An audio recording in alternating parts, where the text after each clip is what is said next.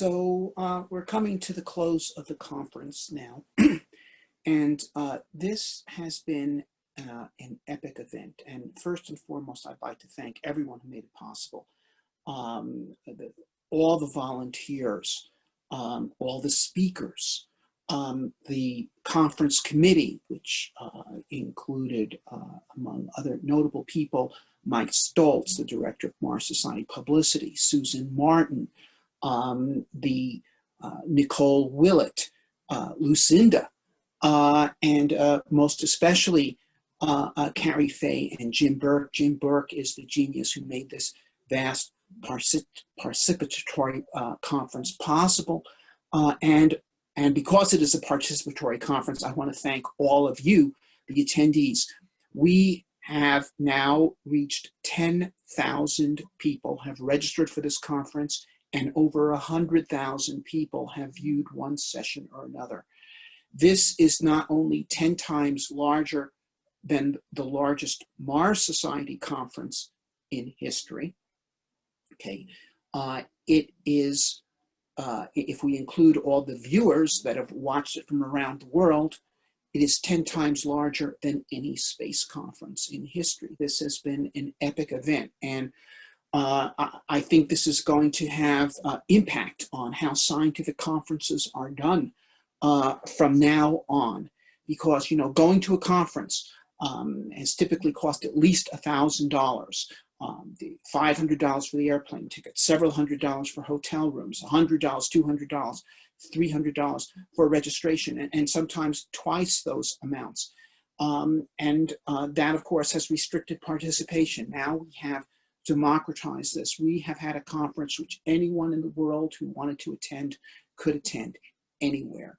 And this is just huge.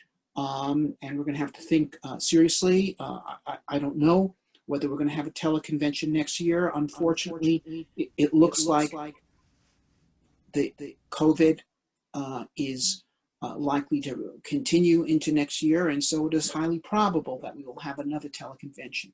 But, you know, this year, this teleconvention idea, simply we thought of it because we couldn't do our regular convention, and it turned out to be a triumph. We said that the slogan of this conference is rising together, and we have risen together. So I want to move on from there to talk about the challenges that lie ahead. And this has come up in the course of this conference. And I must say it was prominent in my discussion with Elon Musk when I visited him in Boca Chica earlier this year, something that has him greatly concerned and which he would like our help on. And it also came up in the discussion with Administrator Bridenstine yesterday.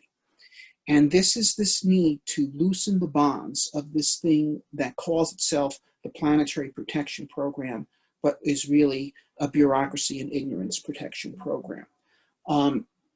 This thing that uses a clause in the Outer Space Treaty of 1967 to argue that humans cannot land on other worlds because we will spread contamination to them. Now, it should be noted that in 1967, no one thought that that would be how this treaty would be interpreted. In fact, we landed people on the moon 2 years after we signed the treaty. So that interpretation is false. But a group of people who have installed themselves in various bureaucracies want to use this to expand their power and are crippling the space program. The Curiosity rover was prevented from going to places where we saw what looked like water seeps to look at them by the Planetary Protection people. At this conference, Chris McKay, a great scientist, by the way, who wants to find life on Mars, who has devoted his life to trying to find life on Mars, who wants to send a life detection experiment to Mars. Now, there has been no life detection experiment sent to Mars since 1976 because of the Planetary Protection people.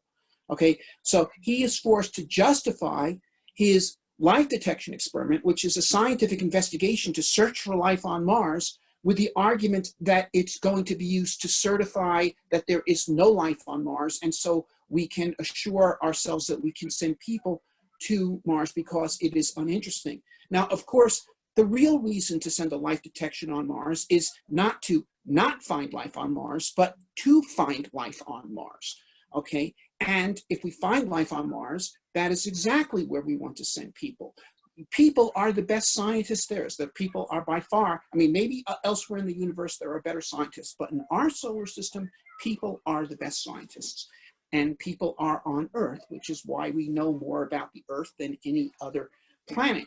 And that's why we need people on Mars. So we don't need to explore Mars to try to find a place where people can go on Mars where they can't do science. We want to explore Mars so we can send people there to do the best possible science.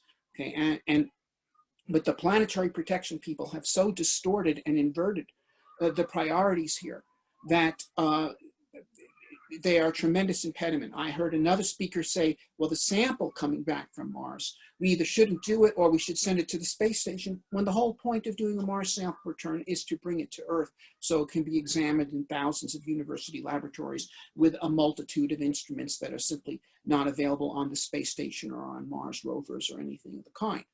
So here's the thing. Look, there are two reasons why people are interested in Mars. And some, like me, I'm interested in both. Some are just interested in one or the other, or 70% in one or 30% in the other. The two reasons are science, in particular, the search for life. And the other is opening the new frontiers. So science and frontierism. And okay, the frontierists are quick to recognize that the planetary protection bureaucracy is fatal to their aspirations. So the planetary protectionists attempt to then cloak themselves in the cloak of science, that they're protecting science, when in fact they're harming it greatly. They say that, for example, that if humans go to Mars, it will be impossible to know if we find life on Mars, whether we brought it or whether it was there before us. Okay, this is nonsensical. We know there was life on Earth before us. Okay, why? Because there are fossils that show the existence of life on Earth before us. And only creationists believe that the fossils we have found on Earth do not prove that there was life on Earth before people. Well, similarly, if we go to Mars, if we find life that is fundamentally different than terrestrial life, it obviously was there before us. That is, if it doesn't use RNA or DNA or the same amino acids as all terrestrial life does. If we find life that does use RNA and DNA, but is of forms unfamiliar to us on Earth, then we also know that we didn't bring it. If we find life on Mars that is identical to Earth life, to well-known species of microorganisms, well then, the test will be, are there fossils or other biomarkers? If it was there in the past, those markers will be there. If we find identical life along with fossils, we'll know it was there before us. If we find identical life but no fossils, we'll know we brought it. Okay, but the kind of investigations we need to do on Mars, that science needs to do on Mars, to determine the nature of Martian life, because this is the key thing, to know if we find life on Mars, whether it is the same or different, whether there are separate genesises, whether life as we know it on Earth is what life is, or just one example drawn from a vastly greater tapestry of possibilities. These kinds of investigations not only involve fossil hunting, which itself is an extremely complex task, involving hiking long distances through unimproved terrain, doing heavy work like digging and pickaxe work, and delicate work like carefully splitting open shales to find the fossils pasted between the pages of the rocks. Okay, that's way beyond the ability of robotic rovers, to say nothing of what's needed to find extant life, which involves drilling to find liquid water either at the bottom of glaciers or deep underground, and then bringing up those water samples and culturing them and subjecting them to all sorts of examinations, is light years now beyond the ability of robotic rovers. So we cannot let the planetary protectionists close the frontier in the name of science. They are as much enemies of science as they are enemies of the human frontier. And Jim Bridenstine actually did a significant amount to loosen those constraints, but it's possible we could have a new NASA administrator who be susceptible to arguments from this bureaucracy to restore its power or even strengthen it beyond what it already has been. So this is a fight we're going to have to wage. Beyond that, and I must say, once again, that Elon specifically asked us to take this on, because if these people are allowed to have their way, he can develop a starship and he won't be able to fly it to Mars. Okay? So, yes, there's a way, but it also takes will. He's going to provide the way. We have to provide the will, and we have to help move aside the obstacles.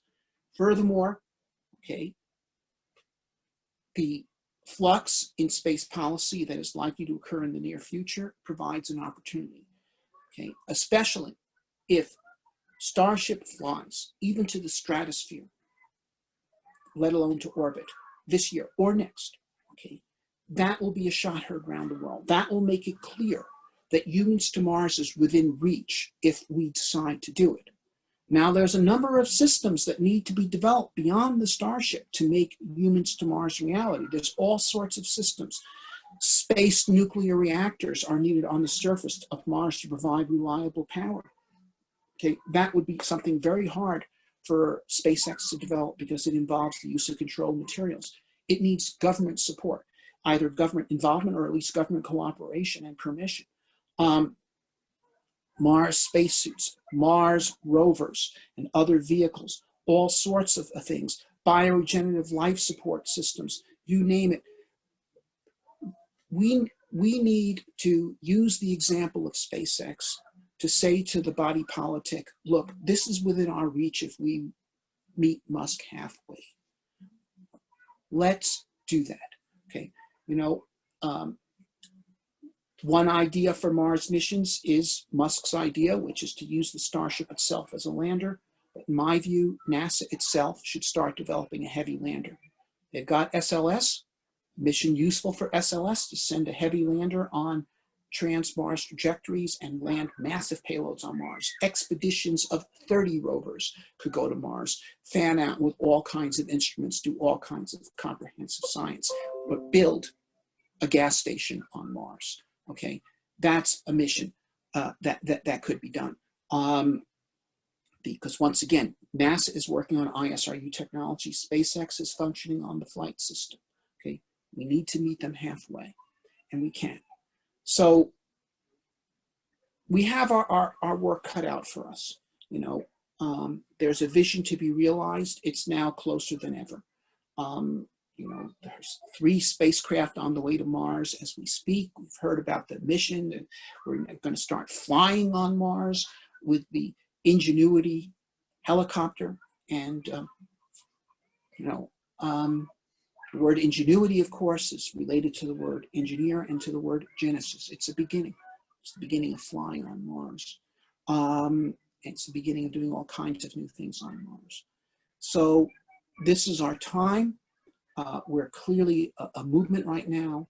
We're a global movement, and we need to do what we can. We need to spread the message. We need to recruit more Elon Musks to the cause, more entrepreneurs and supporters in the political system and supporters in the media, wherever they are. We've got to recruit them. We've got to bring them to our vision.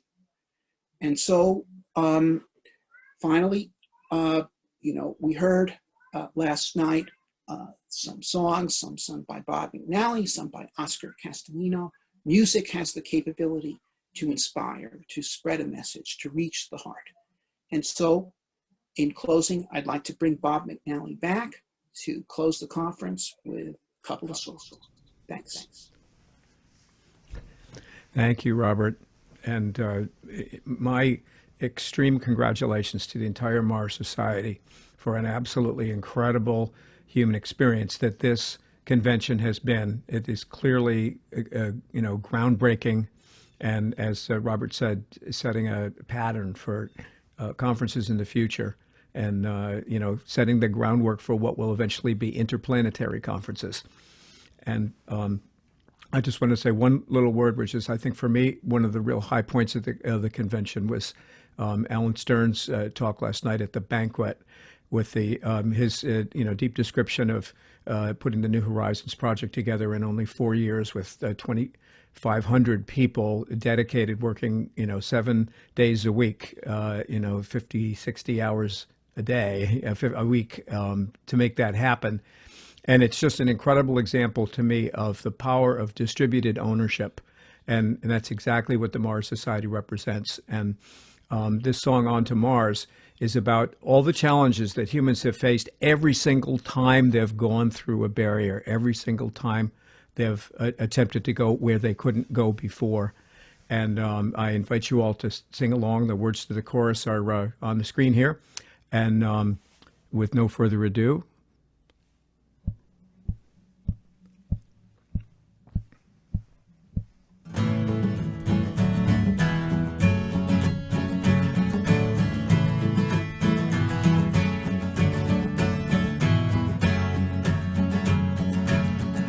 100,000 years ago, we traveled north to dark and cold from Africa across the plains, struggling on that long walk. We learned to make and improvise. With skins and stones we stayed alive. Our genes were calling down the line, calling to us to move on. We're moving on to Mars. We're headed on to Mars. We're going on to Mars, on to Mars. We're moving on to Mars. We're seeking life on Mars. We're bringing life to Mars, on to Mars. A balsa raft, a skin canoe, a wooden boat out in a storm. Across the oceans we have roamed, immigrants on that long ride. Another ocean there to cross. Mars is ready there for us. Mars is waiting down a line, ready for us to move on. We're going on to Mars. We're headed on to Mars. We're going on to Mars, on to Mars. We're moving on to Mars. We're seeking life on Mars. We're bringing life to Mars, on to Mars. We've done this many times before, found the skill, made the will to build the vessels sleek and strong to carry us on that next ride. But could it be that we've become too timid to attempt our dreams? Our courage calling down the line, calling to us to move on. We're moving on to Mars. We're headed on to Mars. We're going on to Mars, on to Mars. We're moving on to Mars. We're seeking life on Mars. We're bringing life to Mars, on to Mars.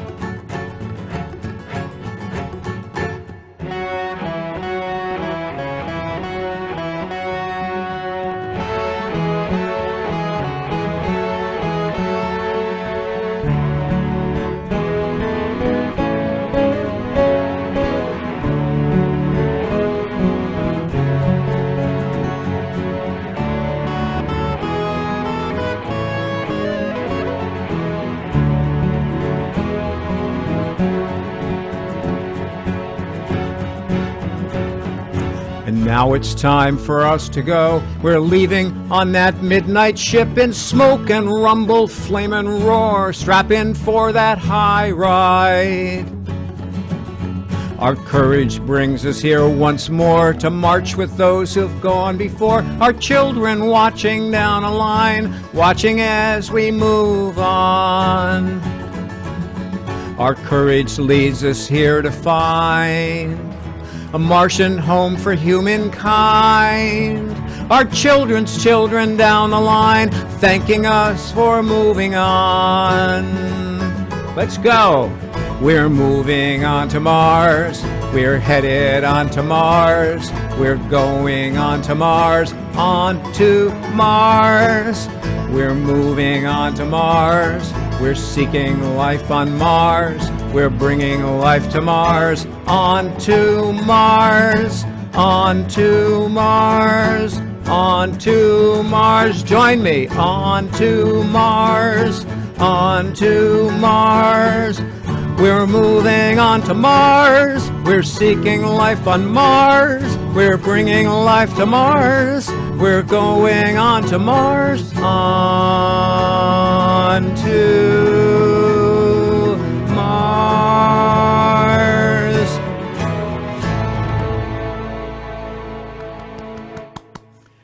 Bravo. We are the Mars Society, over and out.